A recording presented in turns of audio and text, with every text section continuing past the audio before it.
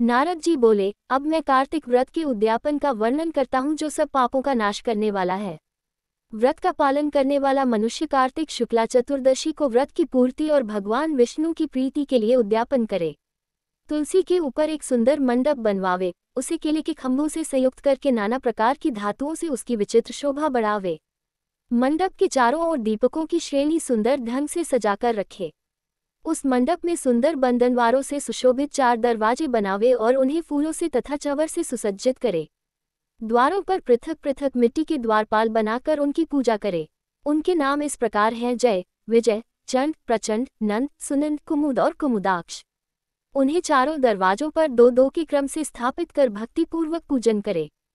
तुलसी की जड़ के समीप 4 रंगों से सुशोभित सर्वभद्र मंडल बनावे और उसके ऊपर पूर्णपथ तथा पंचरत्न से संयुक्त कलश की स्थापना करें। कलश के ऊपर शंख, चक्र, गदाधारी भगवान विष्णु का पूजन करें। भक्तिपूर्वक उस तिथि में उपवास करें तथा रात्रि में गीत, वाद्य, कीर्तन आदि मंगलमय आयोजनों के साथ जागरण करें। जो भगवान विष्णु के लिए जागरण करते समय भक्तिपूर्वक भगवत संबंधी पदों का गान करते हैं वे सैकड़ों जन्मों की पापराशि से मुक्त हो जाते हैं। जो मनुष्य भगवान के निमित्त जागरण करके रात्रि भर भगवान का कीर्तन करते हैं उनको असंख्य गोदान का फल मिलता है। जो मनुष्य भगवान की मूर्ति के सामने नृत्य गान करते हैं उनके अनेक जन्मों के एकत्रित पाप नष्ट हो जाते हैं।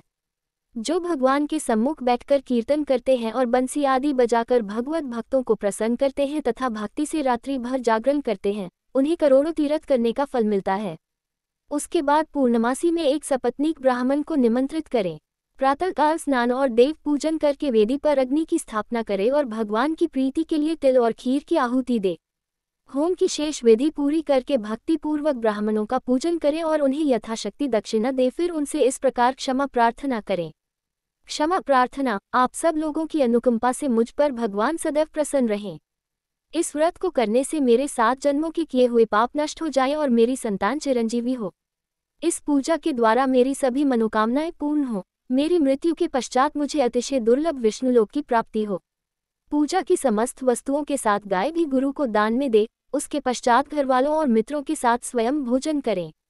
भगवान द्वादशी तिथि को शयन से उठे, त्रयोदशी को देवताओं से मिले और चतुर्दशी को सबने उनका दर्शन एवं पूजन किया, इसलिए उस तिथि में भगवान की पूजा करनी चाहिए।